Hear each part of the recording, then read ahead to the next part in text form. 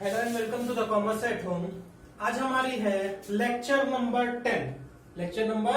10 जिसमें हम पढ़ने वाले हैं चैप्टर नंबर 2 जिसका नाम है बैंक फंड। चैप्टर नंबर 2 की थर्ड क्लास है। चैप्टर नंबर 2 की थर्ड क्लास है जिसमें हम पढ़ने वाले हैं बैंक फंड। चैप्टर का क्या नाम है? Bank fund. टॉपिक क्या है? टॉपिक है precautions to be taken while opening an account. खाते खोलते समय बरती जाने वाली सावधानियां। हिंदी में क्या बोलेंगे? खाते खोलते समय बरती जाने वाली सावधानियां, precautions to be taken while opening an account. जब बैंक में खाता खोला जाता है तो बैंक वाले किस किस बात, कौन कौन सी बातों का ध्यान देते हैं या बैंक वालों को कौन कौन सी बातों पर ध्यान देना चाहिए, वही पॉइंट पढ़ने वाले हैं। तो हम लास्ट क्लास में पढ़े थे कि खाते कौन खोल सकता है। खाते कौन खोल सकता है? एक बिजनेस सोल ट्रेड वाला, एनपीओ एनजीओ, जिसमें हम ये भी बात लिख दिए थे। कंपनी खोल सकती है, पार्टनरशिप खोल सकती है, एक आम नागरिक खोल सकता है, ठीक है, जनरल पब्लिक। और कौन खोल सकता है? और एक था ज्वाइंट अकाउंट। क्या था? Joint account. उसी के बारे में आज हम पढ़ने वाले हैं कि जब पार्टनरशिप का खाता खुलता है, एक पार्टनरशिप फर्म का खाता खुलता है, तो बैंक कौन कौन सी बातों पर सावधानियां रखता है, कौन कौन सी बातों पर ध्यान देता है। चलिए इसी तरह कंपनी का भी पढ़ेंगे और एनपीओ का भी पढ़ेंगे। चलिए ध्यान देते हैं। क्या है? पहला, जब पार्टनरशिप का खाता खुल रहा है तो सबसे पहली बात, must be signed by all the partners. Must be signed by all the partners. भैया कहां पे साइन होनी चाहिए सारे पार्टनर्स की? भैया जो एप्लीकेशन फॉर्म, जैसे कि जब आप खाता खुलवाने जाते हैं तो एक फॉर्म मिलता है भरने के लिए। जब फॉर्म भरा जा रहा है तो उसमें सारे पार्टनर्स ने उस फॉर्म में, एप्लीकेशन फॉर्म में सारे पार्टनर्स ने साइन किया है या नहीं, इस बात पर ध्यान देना चाहिए बैंक को। ठीक है। दूसरी बात क्या है? Must read all terms and conditions of partnership. भैया साझेदारी की डीड जो होती है ना, डीड में लिखा होता है सारी की सारी टर्म्स और कंडीशन। तो जब बैंक के पास पार्टनरशिप जाए खाता खुलवाने, तो बैंक को क्या चाहिए कि भैया लाइए अपनी डीड दे दीजिए, लाइए हम पढ़ लें उसको जब पढ़ लेंगे तो उसमें हमको सारी टर्म्स और कंडीशन पता चल जाएंगी। तो यहां पे हम लिख दे रहे हैं डीड।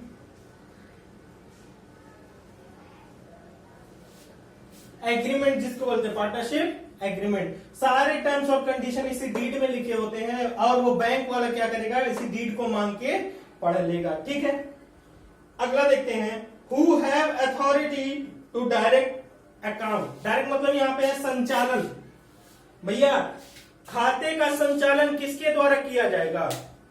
जैसे कि हम पार्टनरशिप चला रहे हैं 3 लोग मिलकर, तो तीनों लोग मिलकर खाता चलाएंगे या सिर्फ एक आदमी की साइन से खाता चलेगा? ये बात क्लियर कर लेना चाहिए। जब खाता खुल रहा हो उसी टाइम क्लियर कर लेना चाहिए कि खाता किसके द्वारा चलाया जाएगा, ए के द्वारा, बी के द्वारा या सी के द्वारा। किसके द्वारा चलाया जाएगा खाता? अगर इन तीनों ने कहा कि तीनों के द्वारा चलाया जाएगा, तो भैया तीनों की साइन ले लेनी चाहिए और तीनों के द्वारा वो खाता चलेगा। बट अगर बोल दिया गया कि सिर्फ बी चला सकता है, तो बी की ही अथॉरिटी होगी उस बैंक अकाउंट पे। ए और सी अपनी सिग्नेचर से कोई काम नहीं कर सकते। ठीक है। चलिए आखिरी पॉइंट देखते हैं, who have right to mortgage a pledge. भैया कौन से पार्टनर को अधिकार होगा कि वो फर्म की या बिजनेस की कोई भी चीज गिरवी रख सकता है? कोई भी चीज गिरवी रख सकता है तो उसको बताना पड़ता है खाता खुलते समय, क्योंकि मान लीजिए सिर्फ बी को ही अधिकार था गिरवी रखने का और सी आ गया कोई कार लेकर, बिजनेस की कार थी और लेकर आ गया कि भैया गिरवी रख लो, हमको 10 लाख रुपए लोन दे दो, तो क्या वो रख लेगा? नहीं रख लेगा, क्योंकि उसके पास अधिकार ही नहीं था। सिर्फ बी के पास ही अधिकार है। अगर उसने कहा अधिकार तीनों के पास रहेगा तो तीनों के द्वारा मॉर्गेज या गिरवी रखा जा सकता है। अगर उसने बोला सिर्फ ए या बी, तो सिर्फ ए या सिर्फ बी के द्वारा गिरवी रखी जा सकती है। अभी कॉपी करने के पीछे मत जाइएगा, बस बातों को समझ लीजिए, अभी बहुत टाइम मिलेगा आपको कॉपी करने का। आगे चलते हैं। जब कंपनी, बैंक के पास एक कंपनी का आदमी आया खाता खुलवाने के लिए, अब बैंक वाला कौन कौन सी बात पे ध्यान देगा, चलिए वो भी देख लेते हैं। Must receive a copy of memorandum of association या article of association. Memorandum of association क्या होता है और आर्टिकल ऑफ एसोसिएशन क्या होता है? जैसे पार्टनरशिप में सारी टर्म और कंडीशन लिखने के लिए डीड होती है बेटा, उसी तरह कंपनी में सारे टर्म्स और कंडीशन बाहर वाले मेमोरेंडम में लिखे जाते हैं, अंदर वाले आर्टिकल में लिखे जाते हैं। तो ये जो नियम है, नियम कानून की जो किताब है कंपनी की, उसकी एक एक कॉपी क्या करता है बैंक? ला भैया हम आपकी नियम कानून वाली किताब देख ले कि क्या क्या आप लिखे हुए हैं, सारी जानकारी उससे हम क्या करेंगे, इकट्ठा कर लेंगे, तभी आपका खाता खुलेगा। चलिए दूसरी बात देखते हैं। इसको हिंदी में बोलते हैं पार्षद सीमा नियम और इसको बोलते हैं पार्षद अंतर नियम। अच्छा, must analysis to previous year balance sheet, must analyze to previous year balance sheet. भैया जब कंपनी एक अपना खाता खुलवाने आ रही हो तो बैंक वाले मेमोरेंडम ऑफ एसोसिएशन या आर्टिकल ऑफ एसोसिएशन तो मांगते ही हैं, उसके साथ साथ ये भी मांग लेना चाहिए कि भैया अपनी बैलेंस शीट की एक कॉपी हमको दे दीजिए, जिससे हम देख लें कि आपकी प्रॉफिट मेकिंग कंपनी है, किस लेवल पे आप हैं, उसी लेवल पे आपका खाता खोला जाएगा। यहाँ आखिरी पॉइंट है, open current account according to the company. जिस लेवल की कंपनी होगी उसी हिसाब से करंट अकाउंट की कंडीशंस बनाई जाएंगी। चलिए तीसरा देखते हैं, must take a copy of sign of authorized person. Must take a copy of sign of authorized person.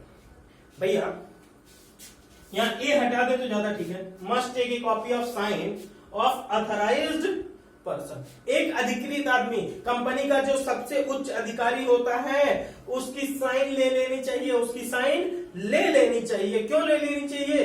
कि भैया कोई बेईमानी ना कर पाए। ऑथराइज पर्सन के हिसाब से जो साइन वो बना के देगा, उसी साइन पे सारे चेक, सारे बिल्स, सारे जितने भी काम होंगे, पेपर वर्क होगा बैंक के थ्रू, वो सारा उसी साइन को देख के किया जाएगा कि हाँ जाली साइन तो नहीं है, ये एक मालिक की साइन है, तो उसी के हिसाब से काम चलता रहेगा।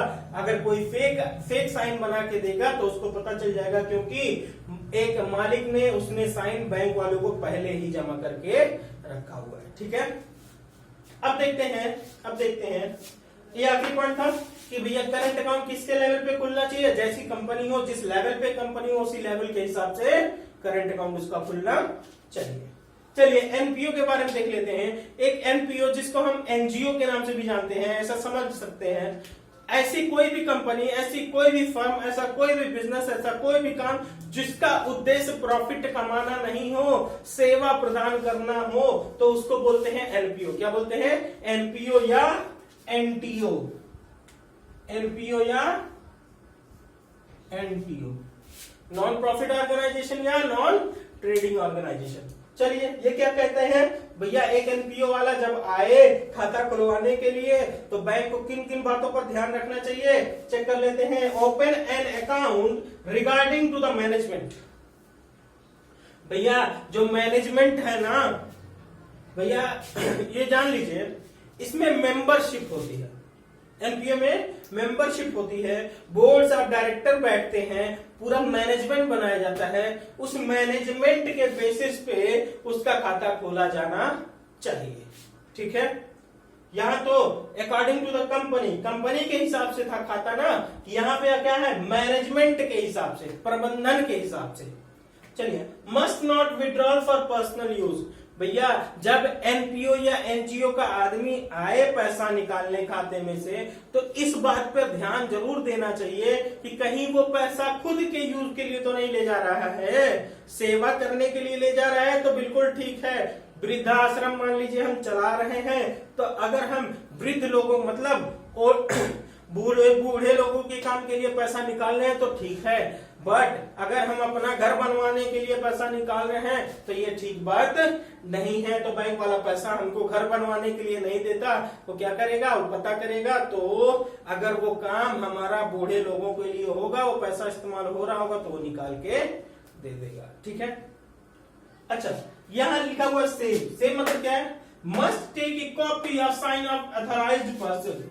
एक ऐसे आदमी जो मालिक है, इसी तरह यहां भी जो हेड ऑफ अथॉराइज्ड पर्सन में जो हेड होगा, जैसे कि बोर्ड ऑफ डायरेक्टर में एक हेड होता है, उसी में उसमें चुना जाता है हेड। कैसे? वोटिंग के द्वारा।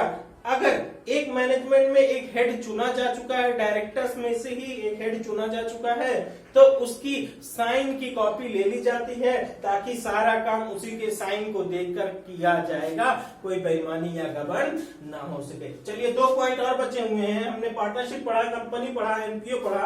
अब पढ़ेंगे एक माइनर पर्सन के बारे में। जब एक माइनर हो पर्सन तो क्या होता है, और एक अविवाहित स्त्री लड़की के केस में क्या होता है। कॉपी कर लीजिए।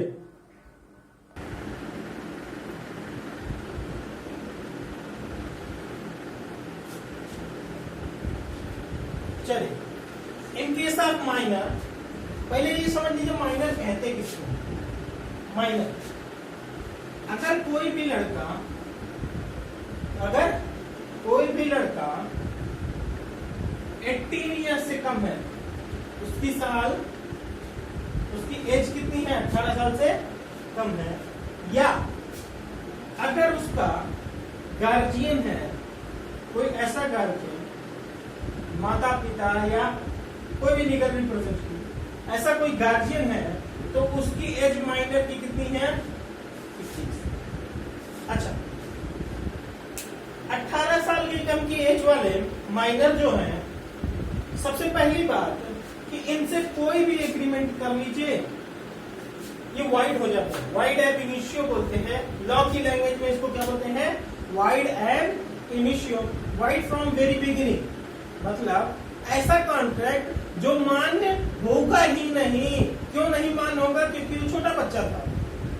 हम एक 10 साल से लड़के कहें कि चलो तुम्हारे लिए तुम हमको 1 लाख रुपए दो, हम तुमको 2 बुक देंगे, अगर उसके पास होगा तो खुशी खुशी दे देगा, अगर उसको बुक पसंद हो, क्योंकि उसको ये पता ही नहीं है कि कितने की बुक आती है, कितने की नहीं आती। ठीक है, तो ऐसे आदमी से एग्रीमेंट करना वाइड एब इनिशियो कहलाता है, जो 18 साल से कम के हों, या गार्जियन के रूप में जब गार्जियन होंगे तो कब तक माइनर माना जाता है, 21 साल तक। तो कभी भी खाता खोलते समय ये बात ध्यान में रखना चाहिए कि कभी वो आदमी 18 साल से कम ना हो। अच्छा, कुछ कंडीशन में आप सोच रहे होंगे कि हम लोगों का तो खुल जाता है सर, कॉलेज के थ्रू खुला था, 0 बैलेंस का अकाउंट, तो भैया वो कंडीशन लग गई, उसकी गारंटी कौन ले रहा है, तो आपका कॉलेज ले रहा है। उस पे किसकी अथॉरिटी साइन लगी हुई है, आपके कॉलेज का स्टाम्प लगा हुआ है, इसलिए आपका खाता खुल जाता है, अदरवाइज खुलेगा नहीं। क्लियर? चलिए, ये तो गया माइनर वाला। एक मैरिड वुमेन, विवाहित स्त्री। एक विवाहित स्त्री के केस में किस बातों का ध्यान रखना चाहिए बैंक को, कि भैया जब एक विवाहित स्त्री का खाता खोला गया बैंक में, तो इसका पति, इसका हस्बैंड जो होगा, वो किसी बात के लिए लायबल नहीं होगा, कोई जिम्मेदारी उसकी नहीं है। अगर बैंक ने 1 करोड़ रुपए इनको दे दिया लोन, और इसको ये जाके वापस नहीं कर पाई बैंक को, तो ये नहीं है कि इसका पति आके पैसा वापस करेगा, ऐसा कुछ भी नहीं है। तो जब भी एक शादीशुदा औरत का, एक विवाहित स्त्री का खाता खोला जाए, तो इस बात का ध्यान रखा जाए कि भैया जितना उसके खाते में पैसे थे ना, बस उतना ही तक उसको पैसा दिया जाए।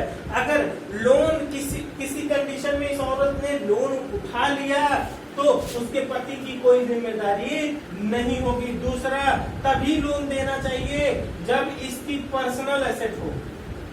क्या हो? पर्सनल एसेट, इसके नाम पर कोई संपत्ति हो, इसी औरत के नाम पर कोई संपत्ति हो, तभी इस बैंक को लोन देना चाहिए, अदरवाइज लोन नहीं देना चाहिए। अगर देगा तो वो खुद ही भुगतेगा, क्योंकि वापस रिकवरी होगी नहीं। पति देगा नहीं क्योंकि वो लाइबल है ही नहीं। क्लियर? तो ये था हमारा चैप्टर नंबर 2 का 3rd क्लास, जिसमें हम पढ़ रहे थे precautions to be taken while opening an account. खाता खोलते समय कौन कौन सी बातों पर ध्यान देना आवश्यक है। और अब एक क्लास और बची है इस चैप्टर नंबर 2 की, जिसमें हम पढ़ेंगे क्रेडिट क्रिएशन के बारे में। क्रेडिट क्रिएशन की बात अगर खत्म हो गई तो ये हमारा चैप्टर नंबर 2 भी खत्म हो जाएगा। अगली क्लास में हम देखेंगे क्रेडिट क्रिएशन, जो कि आप लोग शेयर सब्सक्राइब करना मत भूलें, क्योंकि आपके दोस्त कई सारे ऐसे हैं जिन तक ये वीडियो अगर नहीं पहुंच पा रही है तो आपके थ्रू पहुंच जाएगी। तो आप लोग शेयर और सब्सक्राइब जरूर करें और करवाएं भी। शुक्रिया।